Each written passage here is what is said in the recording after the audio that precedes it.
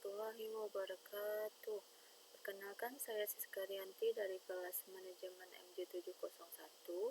Saya akan mempresentasikan tentang analisis konsultan keuangan.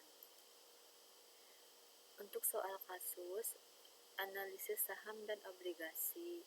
Seorang investor ingin menempatkan dananya pada dua aset berbeda, saham dan obligasi, dan meminta Anda sebagai konsultan keuangan mengevaluasi kinerja portofolio yang sudah ia miliki sebelumnya. Anda diberikan data sebagai berikut.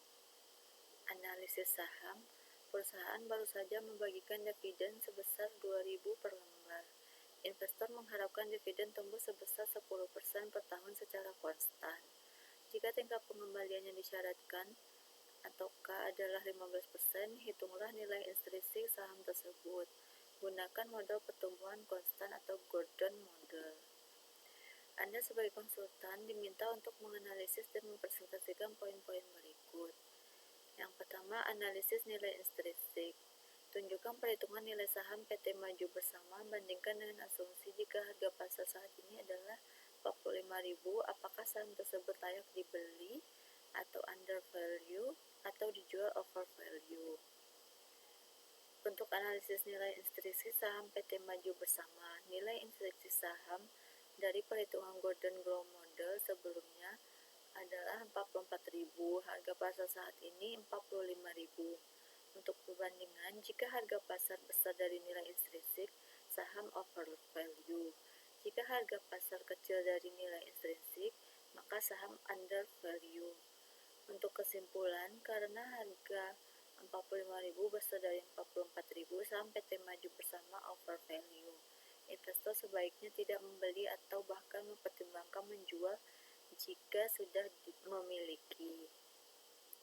Untuk analisis obligasi, investor juga melirik obligasi dengan nilai nominal 10 juta, jangka waktu 5 tahun, dan tingkat bunga kupon 12% per tahun, dibayar tahunan. Jika tingkat bunga pasar saat ini adalah 10%, tentukan harga wajar obligasi tersebut. Apakah obligasi ini dijual pada harga premium atau diskon? Untuk penilaian obligasi, jelaskan mengapa harga obligasi tersebut berada di atas atau di bawah nilai normal berdasarkan perbandingan bunga kupon dan bunga pasar. Penilaian obligasi. Kupon obligasi sama dengan 12% dari nominal, yaitu 1.200.000 per tahun. Tingkat bunga pasar 10%. Harga wajar obligasi sama dengan 10.758.000, lebih tinggi dari nominal 10 juta. Alasan, kupon 12% lebih tinggi daripada bunga pasar 10%. Investor bersedia membayar lebih karena obligasi ini memberikan arus kas lebih besar dibandingkan alternatif di pasar. Oleh karena itu, obligasi dijual pada harga premium.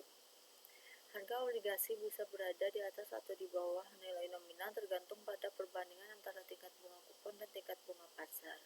Jika kupon lebih besar dari bunga pasar, investor akan tertarik membeli obligasi tersebut karena memberikan arus kas lebih tinggi dibandingkan instrumen lain di pasar.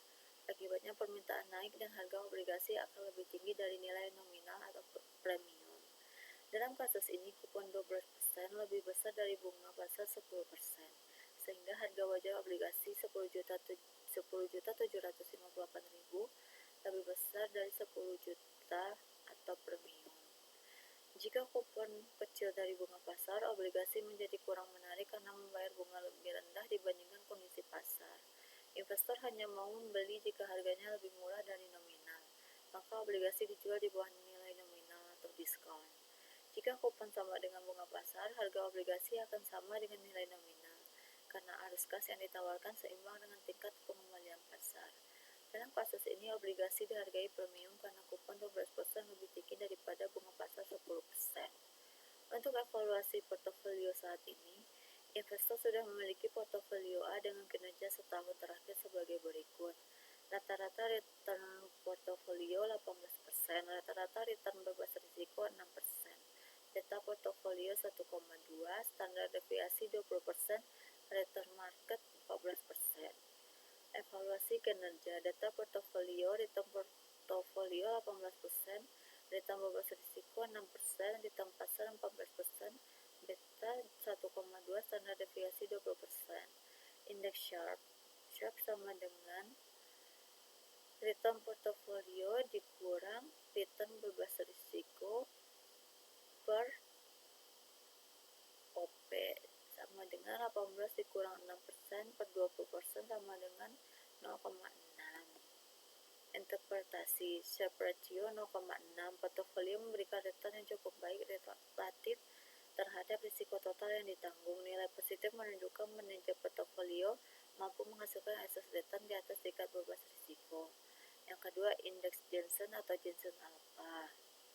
Untuk alpha sama dengan RP dikurang RF ditambah B, RM dikurang RF. Alpha sama dengan 18% dikurang 6% ditambah 1,2 dikali 12% dikurang 6%. Alpha sama dengan 18% dikurang 15,6% sama dengan 2,4%.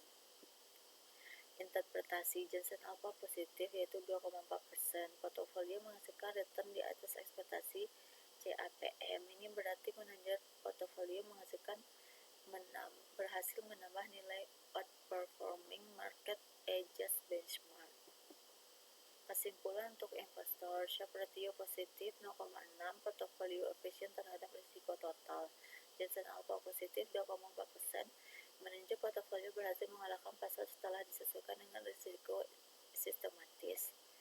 Evaluasi keseluruhan, manajer portofolio bekerja dengan baik. Portofolio A menunjukkan kinerja unggul dibandingkan benchmark pasar. Sekian presentasi dari saya. Apabila ada kesalahan, saya mohon maaf. Assalamualaikum warahmatullahi wabarakatuh.